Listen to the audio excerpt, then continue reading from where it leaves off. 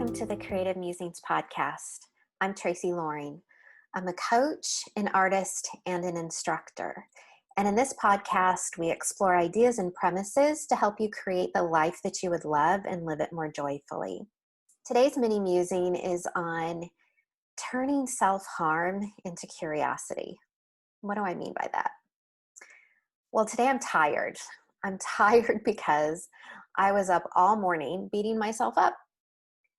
One of the patterns that I've experienced in the past, patterns of behavior, dysfunctional behavior, if you will, is I have a tendency in the past to beat myself up over things that have happened, things that have already come to pass that I have no control over.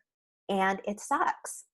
And it feels terrible. It sucks my energy. It drains me. And the reason why I call it self-harm is that it actually hurts me and my body to go through that activity. So a lot of times we talk about self-care, all the things we can be doing to take care of ourselves, but we don't always talk about the things that we do that can hurt us. And as I was going through this pattern of revisiting this situation and beating myself up for all the things I could have done differently and should have done differently, and all the stories I was telling myself, what was happening in my body was the messages I was sending to my subconscious that were being read by my body was that I was under attack. And my husband even mentioned to me, he's like, I could tell you when you're in your shit because your feet start kicking and your legs start kicking.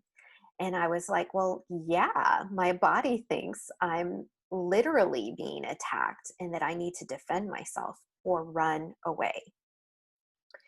So sometimes we think about self-harm in the context of the physical things that we do to ourselves that are visible externally.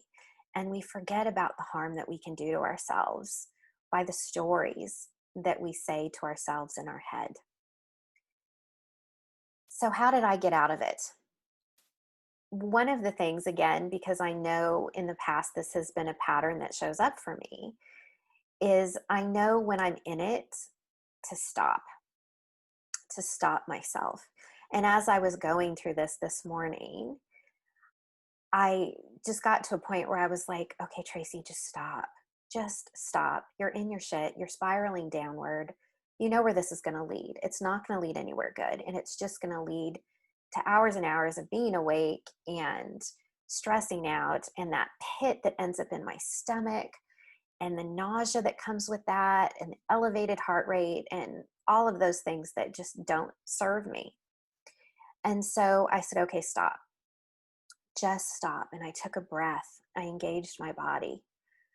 Took a few nice deep breaths. Let them out. Let that exhale last a little bit longer than that inhale. Sort of relaxed the muscles around my face, around my core, and just felt my body in my space, felt all the places where my body was connecting to the bed, and felt what that felt like to just bring me back into my body. Once I did that, I asked myself a question that helped me snap out of it. And that question was, what am I learning right now? Such a powerful question. And it reminded me of an exercise that I love doing and that I do regularly and that I teach my clients. And it's called a completion. One of my absolute favorite things to do, and for a couple of different reasons. Super powerful. One, it's a way to send the message to your subconscious that you are creating things in your life, whether it's something you meant to create or not. It's sending that message to your subconscious. I'm creating things. Super powerful. The second thing it does is it gives you an opportunity to take a step back and really look at what you're learning. What doesn't serve you anymore? And where do you want to put your focus in creating next? Really, really powerful exercise. I know I keep saying that, but obviously it's something that really resonates with me. So this exercise is a series of questions that you can ask yourself. And the first question is, what have I created? And it could be things you meant to create. It could be things that you didn't need to create. It could be I created drama, I created pain, I created something amazing, or all of the above. It can be a mixture of any of it. So capture that down. What is it that I've created? And then what have I learned? So through this experience, what did I learn? And then what no longer serves me that I can let go of now? Beating myself up, taking things too seriously, whatever it is. The last question is, what's true for me to create next? Where is it true for me to put my energy in service of the things that I would love in my life? And that's where I got the insight to do this mini musing for you today. Language is so powerful. And there are going to be plenty of opportunities. We're going to be able to talk about language and really dig into that on this channel. Rebecca Bertunas and I talked about it in my podcast with her, and it will come up over and over and over again because it is so incredibly powerful. The language we use with ourselves and how we use that language.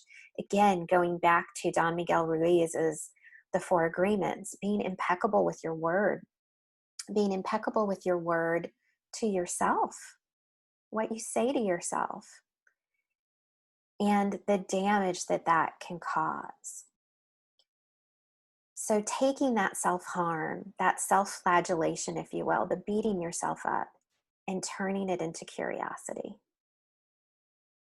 What am I learning? Really shifted for me. That helped me shift out of that situation to stop that spiral.